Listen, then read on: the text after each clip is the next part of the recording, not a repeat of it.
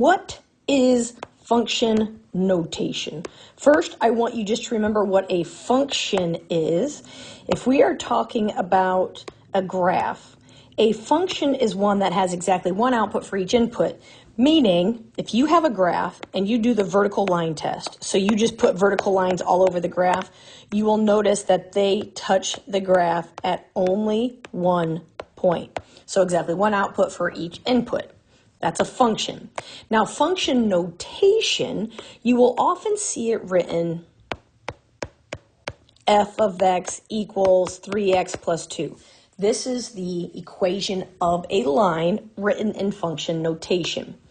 F of x acts similar to y in that we often see the graph of a line as y equals 3x plus 2, where x is our input value, y is our output value, also known as the independent variable and the dependent variable.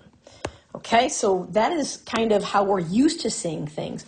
Well, function notation gives us the thought process that we would say, in this case, what is y when x equals a number? For instance, if I have g of x equals 4x minus 7 and I want to find g of 3, this is saying what is the output being g of x, when the x value is 3. Okay, so this in here by itself is x. The whole piece would be y when you're thinking about our traditional y equals 4x minus 7. Okay, these two equations are the same. When we write it like this, it notes it that this is a function and the input variable is x. That's all it's saying. So what we're going to do to find the output when x is 3 is we're going to plug in 3 in for x. So we would say, okay, g of 3 equals 4 times 3 minus 7. Well, 4 times 3 is 12. 12 minus 7 is 5. So g of 3 is 5 as an ordered pair. Because remember, this over here is the output, which we kind of say like y equals 5. So our ordered pair would be 3. The input of 3 gave us the output of 5. And so that would be the ordered pair for this particular piece. Now let's do the same one. Let's do g of x equals 4x minus 7, and let's find g of negative 2. Now this is the same thing. This is saying what is the output when x is negative 2.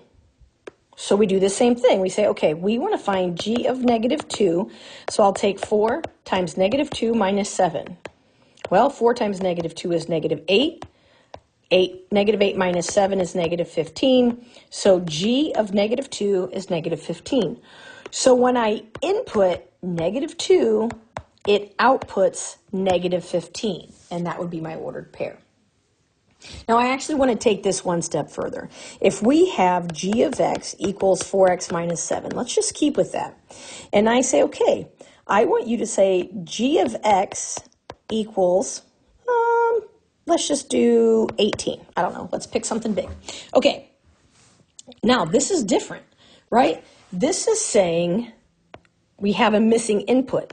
So what is the input, or x, when the output, or y, is 18? So we're kind of working backwards now. We're saying, okay, if we know that g of x is 18, that means I have 18 equals 4x minus 7. Okay, well, we add 7 to both sides. So 25 equals 4x. To get x by itself, we divide by 4. Oh, goodness. And we end up with x equals 6.25, right? 6 1/4. So that means g of 6.25 equals 18. The ordered pair would be x, y, or input, output. Right? So that's the idea of function notation, how it works. It is no different than a normal equation. The only thing is that we're writing it a little differently to show that if we would graph this, it would pass the vertical line test because we do indeed have a function where every input has exactly one output. Thanks.